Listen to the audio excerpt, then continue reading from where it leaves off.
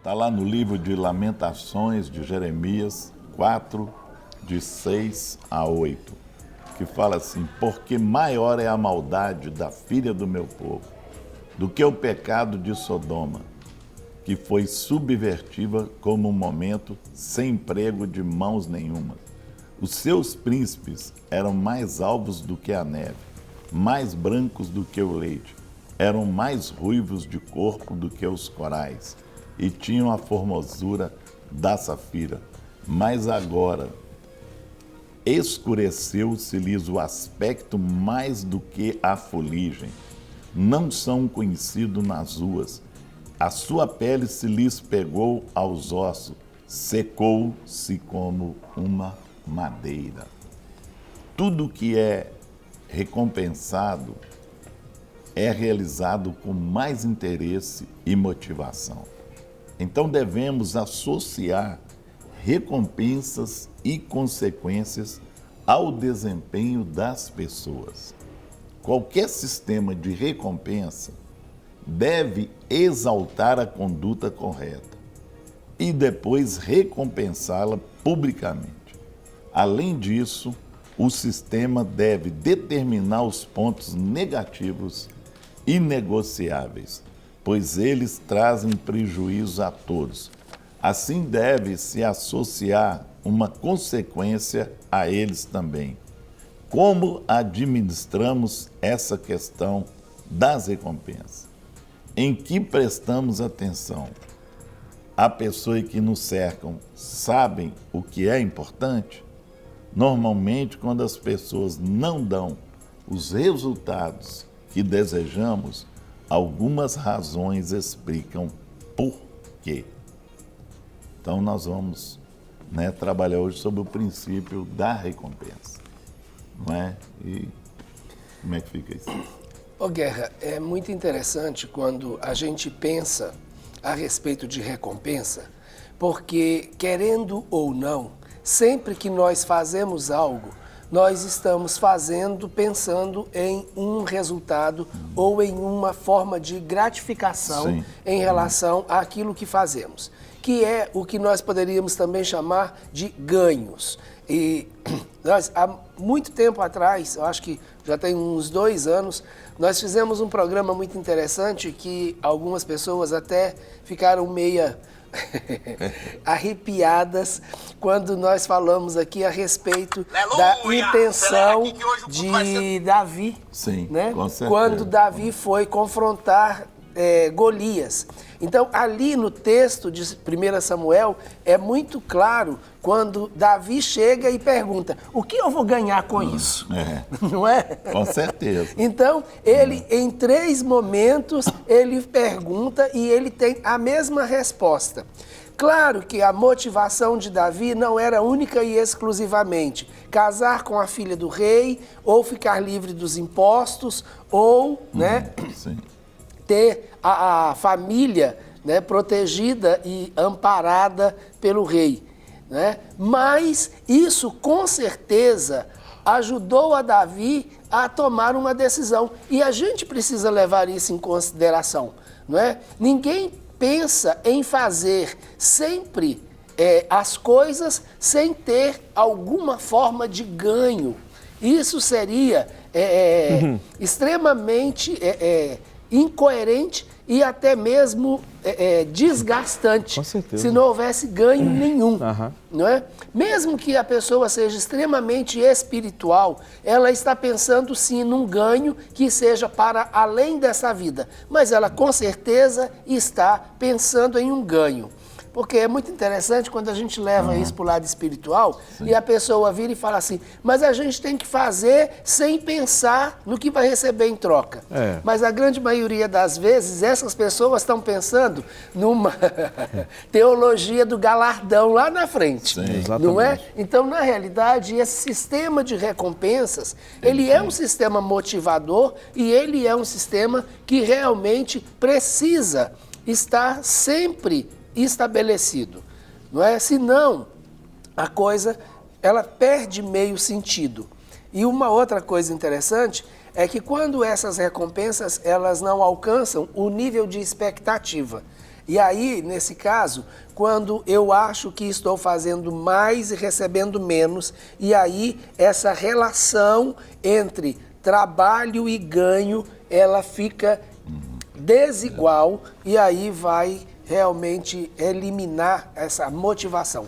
Então, o sistema de recompensa, que é uma relação que deve estar em todos os níveis de relacionamento, é extremamente importante. É um fator motivador extremamente importante e que devemos considerar. Verdade.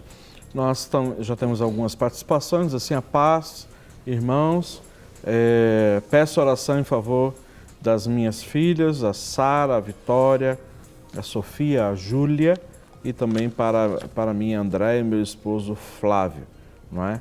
Então, está pedindo oração aqui, nós vamos colocar diante do Senhor aqui no final do programa. Temos aqui DDD 32, olá paz, me chamo Fabiano, moro em São João del Rei e preciso da oração dos irmãos para mim, meu namorado terminou comigo sem eu saber por quê. Agradeço, que Deus abençoe a vida de vocês aí na Rede Super, um grande abraço, ok? Nós vamos colocar aqui a sua vida diante do Senhor, né? E pedir que Deus possa trazer o seu consolo e principalmente, né, você poder entender na dependência do Senhor quais são os planos e os propósitos dele para a sua vida. Às vezes, e já aconteceu comigo isso, né, e eu creio que também com o Guerra Rogério, e algumas vezes a gente olha a situação e encara com uma perda, a gente fica sem entender, mas depois de um tempo a gente vai entender que foi mais um livramento do que uma perda, não é mesmo? Então, neste momento, talvez você não esteja entendendo, mas submeta o seu coração para ser ministrado pelo Senhor, pelo seu doce Espírito e permita Ele, sabe, trazer o conforto, não é? E eu tenho plena convicção, daqui a um tempo você vai olhar para trás e você vai poder talvez entender que ou foi um livramento ou Deus com certeza vai usar a situação para gerar aprendizado e crescimento na sua vida, viu? Em nome de Jesus. A luz que apaga hoje pode ser um reflector que vem amanhã, né? Nossa, que profundo isso. Né? Que isso, só porque é uma sexta-feira. Tá bom, tá bom. Eu vou falar pro Serginho nunca mais jogar papel para cima. Desse jeito. Ai. Angelim, nós temos aqui, normalmente quando as pessoas não dão os resultados que desejamos, algumas razões explicam por quê. Então, elas não sabem ao certo o que fazer. Ô Guerra, aí nessa questão que a gente precisa avaliar da recompensa, quando é que nós recompensamos alguém? Eu acho que antes da gente poder ver exatamente isso, avaliar esses critérios. Nós normalmente temos quando recompensamos, né? Sim. Porque nem sempre a gente está atento a essa gratidão ou a essa recompensa ou a essa valorização que a maioria das pessoas e nós mesmos muitas vezes estamos esperando por ela. Quando é que isso acontece? Quando as pessoas fazem aquilo que nós esperamos que elas façam ou ainda quando elas vão além daquilo que nós esperávamos que ela fizesse. Com não certeza. Não é? Não. E aí a gente tem essa visão de que aí ela merece a recompensa. Por quê? Porque fez tudo certinho ou porque foi além daquilo que deveria fazer. E aí, nesse caso, quando as pessoas, né, que é o que você coloca logo no primeiro ponto, não é? Quando as pessoas não fazem aquilo que nós esperamos que elas fizessem. Aí nós temos uma questão bem interessante. Será que realmente elas sabem o que é para ser feito? E aí a gente precisa levar isso em consideração. Nós vamos ter outros aspectos interessantes que vão estar ajudando a discernir isso. Mas primeiro, essa visão, não é? Dessa questão da recompensa, quando as pessoas vão ser recompensadas por fazerem aquilo que nós criamos uma certa expectativa de que elas fossem capazes de fazer. De fazer, né? Muito bem. Então, isso é importante a gente ter em mente e saber que, se a outra pessoa fez, ela espera, né, uma forma de reconhecimento. E a recompensa é essa forma de reconhecimento. E quando ela não faz aquilo que nós esperamos que ela fizesse, qual deve ser a nossa atitude? Não é? A primeira coisa é realmente avaliar. Ela fez ou ela não fez aquilo que esperávamos que ela fizesse, porque a culpa foi nossa em não deixar isso muito claro, ou é ela que não tinha condições de fazer ou não quis fazer aquilo que nós comunicamos ou pedimos. Isso né? Muito bem. Pode ir. Vamos lá. Nós temos aqui, elas não sabem o que fazer primeiro. Isso é muito, né? É interessante essa questão da recompensa. As pessoas não sabem o que elas vão fazer primeiro. Qual a primeira atitude que elas vão tomar, não é? Então isso aí influencia muito nessa questão do princípio até da recompensa, da forma que a pessoa vai agir por não saber essa questão do primeiro. Então, aí a gente percebe, Guerra, como o primeiro e o segundo estão juntos, não é? Então, e fazem parte um do outro. E isso tem muito a ver com a questão da expectativa. Primeiro é saber exatamente o que fazer. Sim. Né? Então, quando as pessoas não sabem o que fazer, elas com certeza vão ter dificuldade em executar a tarefa que se deseja que elas executem. Agora, elas podem até saber o que fazer, mas não sabem por onde começar. Ou o que eu devo fazer primeiro. E isso é muito interessante, porque muitas vezes quem tem que ter a visão do que é importante ou urgente é aquela pessoa que está delegando a tarefa. A pessoa que está recebendo a tarefa, ela recebe a tarefa com um prazo que lhe foi dado e não necessariamente ela vai ter que discernir o que ela tem que fazer primeiro ou não. E muitas vezes as pessoas assim, por onde eu começo? Sim, por onde eu vou começar? Por onde eu vou começar? Porque fica meio perdida, fica. Né? Como diz o pessoal, fica igual cego em tiroteio. Não sabe para onde correr, né? Não, pior é se esse cego no tiroteio tiver uma pistola automática carregada nas mãos. Aí ele não sabe para onde atirar. Vai atirar, tem mais essa, né? Desse jeito. Deixa eu aqui colocar. Bom dia, DDD 22, preciso de oração. Pois retornei na minha caminhada com Cristo e eu preciso das orações dos irmãos nesta retomada na vida com Cristo, pois estava afastado e não quero me perder desta vez. Ok, nós vamos estar, sim, colocando a sua vida diante do Senhor, né, para que você seja fortalecido nessa caminhada. Mas uma coisa que eu gostaria de falar, meu irmão, eu sei que você está com medo para você não se perder novamente, e uma das coisas mais importantes nessa caminhada é não estar sozinho.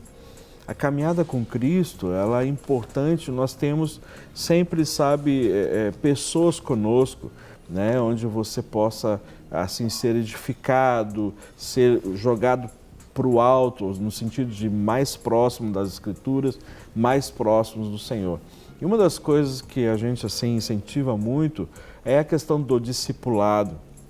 Então, eu não sei se a sua igreja tem o discipulado ou talvez grupos pequenos de acompanhamento, ou talvez células, né, grupos de crescimento, enfim, dependendo da nomenclatura que é usada, isso independe. Mas o mais importante é você estar inserido na vida da igreja e principalmente no relacionamento de um para com os outros, tá bom? Então é importantíssimo você estar junto, não é, no meio do braseiro, para que a sua brasa ela não se apague ou diminua, porque então é importante nós estarmos inseridos na vida da igreja, nas atividades da igreja, e muito mais do que isso, você ser acompanhado ou discipulado, né?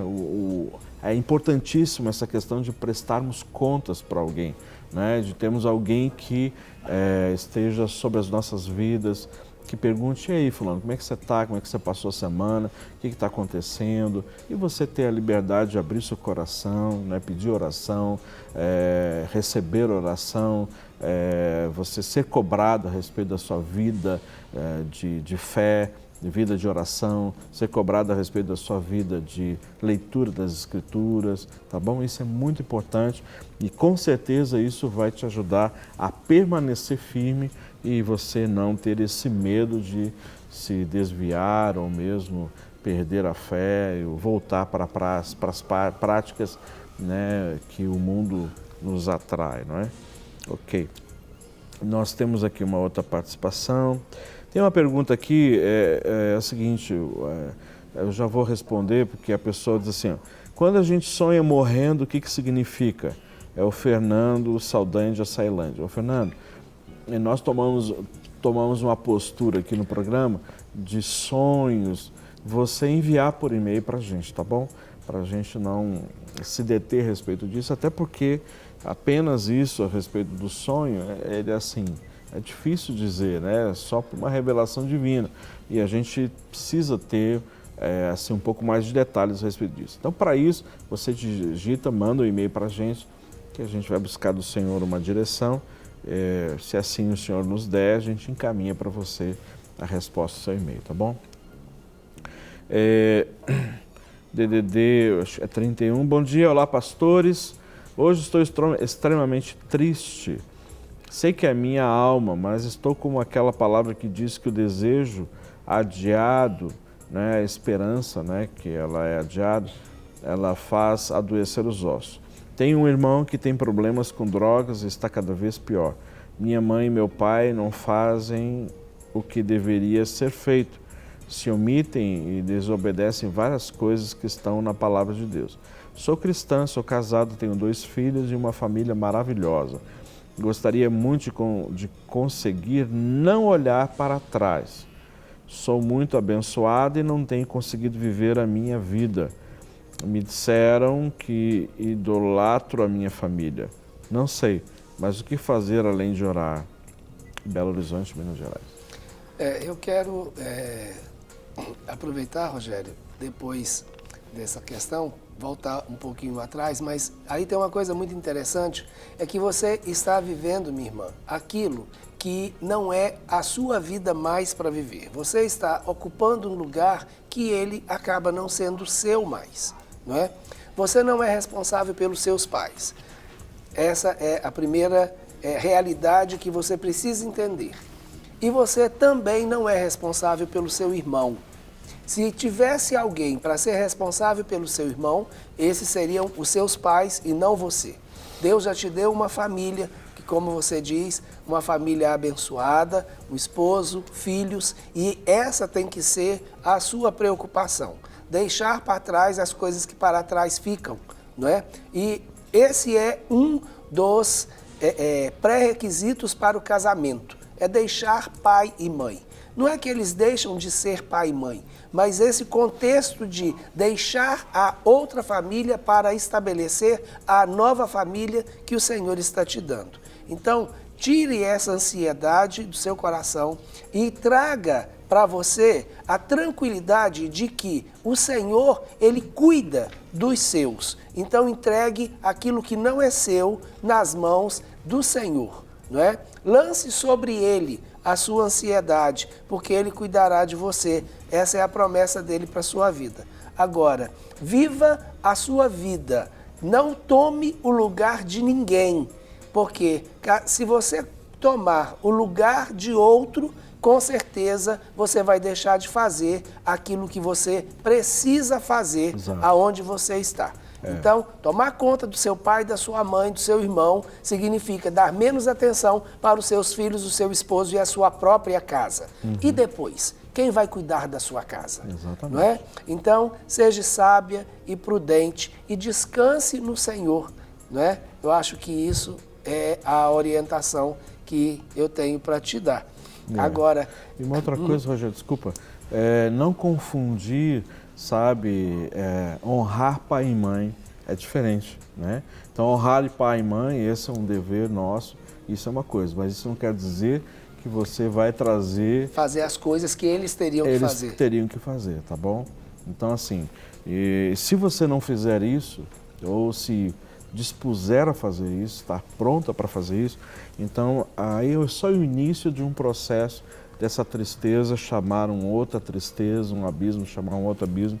Daqui a pouco você pode estar enferma, depressiva por conta disso, né? Porque você não está cuidando essa parte da sua vida, né? Ok? DDD 19, gostaria de pedir oração para a minha família e para a minha cunhada, em especial porque está para ter um bebê. Obrigado, a Rede Super, que é uma bênção. Obrigado a você que está nos assistindo. Graça e paz, pastores. Meu nome é Ângela, sou de Umuarama, lá no Paraná. Tenho 5 anos que aceitei a Jesus, mas ainda tenho muitas dúvidas e a clínica tem me ajudado muito. Que Deus abençoe esse programa. Amém. Deus abençoe a sua vida também, minha irmã, no nome de Jesus. Vamos lá, Guerra. Olha, nós temos aqui, né, o primeiro são elas não sabem ao certo o que fazer. Eles não sabem o que fazer primeiro. Né? Aí, Guerra, tem duas coisas bem interessantes, que é, primeiro, uma crença de capacidade. Sim. E a outra, uma crença que muitas vezes a gente não sabe, que é a de prioridade. São duas coisas distintas. Uma é saber fazer. A outra é saber o que fazer. Sim. Primeiro. Não é que ela não vá fazer todas as coisas, mas precisa saber o que fazer primeiro. Não é? Porque se a gente começa a fazer e faz primeiro aquilo que é o secundário, o que é mais importante, ele deixa de ser feito ou não vai ser feito na ordem em que precisa ser. E isso tem muito a ver com a pergunta da nossa irmã, não é? É saber o que fazer primeiro. Olha, primeiro você tem que cuidar de você e da sua casa. Depois se preocupar com a casa dos seus pais e com o seu irmão. Não é? Então, essa é uma questão muito interessante, que é o princípio da prioridade. Por que que isso acaba fazendo com que a gente não tenha a recompensa que precisa? Porque nós vamos ficar fazendo aquilo que é urgente, porque deixamos de fazer aquilo que era importante. E quando fazemos na urgência, não fazemos bem feito, ou só fazemos aquilo que era para ser feito, porque era urgente, tem um prazo determinado. E aí, eu nem faço além e nem faço com toda o esmero que eu poderia ter feito. Então, isso é extremamente importante. E quando nós entendemos isso, tanto esse princípio da capacitação, de saber o que fazer, quanto também aquilo que devemos fazer primeiro, aquilo que é realmente prioridade, porque é importante, e não só porque é urgente, né? Então, a gente acaba fazendo e fazendo além e fazendo bem feito. Outra coisa aqui é, eles não sabem como fazer. Isso aí também é, né? Aí... né, como eu vou fazer isso? Né? De que forma eu vou fazer? Né? Qual a estratégia, o que eu posso fazer para chegar a esse ponto? Então a pessoa vai ter dificuldade nesse sentido. Eu sei o que tem que, eu sei o que tem que fazer. Eu vou ler aqui uma mensagem. Tá? Então vamos lá. E se for uma pergunta, eu espero que o Guerra saiba como responder. Aí ele sabe o que fazer. Vamos ver o que fazer. O que fazer? Nós temos aqui a participação do nosso irmão lá de Nova América, em Goiás, né? Que ele diz assim, o Fábio, graça e paz, pastores, Deus os abençoe de uma forma impossível. Amém, em nome de Jesus. Por quê? Porque nós servimos um Deus dos impossíveis, não é? Então não é só de um impossível, mas de todos aqueles. Então, amém, Fábio, obrigado pelo seu carinho. Amém. Deus abençoe a sua vida aí em Goiás. A paz, aquela passagem que diz, maldito o homem que confia no homem, como interpreto? Fiz um pedido ao pastor, mas até agora não recebi uma recompensa dele. O que fazer? Ore por mim, é o Alexandre de Niterói. Que boa pergunta. Olha, Rogério, aí está uma questão interessante, né? Esperar uma recompensa do pastor, não é? Aí, a motivação do que você fez. Você fez para o pastor ou você fez para Deus ou para o crescimento do reino de Deus, não é? E há uma coisa realmente interessante. Quando você faz para Deus, ainda que você não tenha essa recompensa visível ou imediata, tudo que você faz para Deus é levado em consideração, não é? Tanto quanto aquilo que Deus manda você fazer, que aí, no caso, você está debaixo da obediência, ou quando você faz aquilo que voluntariamente você tem o desejo de fazer, como uma oferta, por exemplo, que você entendeu que precisa ou que quer dar ao Senhor, algo que você quer ofertar ao Senhor, ainda que o Senhor não tenha te pedido uma oferta, não é? Então, o Senhor, ele recebe a sua oferta, recebe o seu ato de obediência e isso vai gerar para você bênção e o Senhor vai te colocar numa posição superior, por isso, e você pode esperar que vai acontecer. Agora, quando nós fazemos para agradar aos homens, a nossa recompensa já é alcançada quando os homens estão sendo agradados. É aquilo que Jesus diz com relação aos fariseus. Se a sua recompensa for sair de lá na vista de todos os homens e ser reconhecido por todos os homens por causa da sua espiritualidade, então você já recebeu a sua recompensa, não é? Então não precisa esperar mais nada. Exatamente. Inclusive, meu irmão, eu só queria te dizer, o Alexandre, que esse texto de Jeremias, ele está dizendo, maldito o homem que confia no homem que faz do seu braço a sua força. Então, ele não está dizendo que você deve confiar no outro, né? Não confiar, né? Mas sim é você mesmo. Então, é maldito o homem que confia no homem, que faz do seu braço a sua força, não é? Então, na realidade, não está falando que eu não posso confiar nas outras pessoas, mas está dizendo aquele que confia somente em si, na sua força, na sua autoridade, no seu know-how, nos seus currículos. É isso. Essa pessoa, ela é maldita. Ou seja, que estabelece a força, não, eu sei, eu faço, eu posso fazer, se eu pegar a coisa lá, vai acontecer, e aí eu estou colocando Deus em segundo lugar e estabelecendo, então, a força em mim. E essa pessoa, ela é considerada como maldita, tá bom? Faz dele mesmo a fonte do seu suprimento. Exatamente. Né? E a nossa fonte de suprimento não está em nós, está em Deus. E eu mesmo. Já recebeu também a recompensa, A recompensa também. O que você vai fazer, Guerra, agora, então? Então, agora nós vamos passar para o próximo. Amém. Então... O sistema de recompensa não se alinha às metas. Aí é uma outra coisa interessante, Guerra, é quando...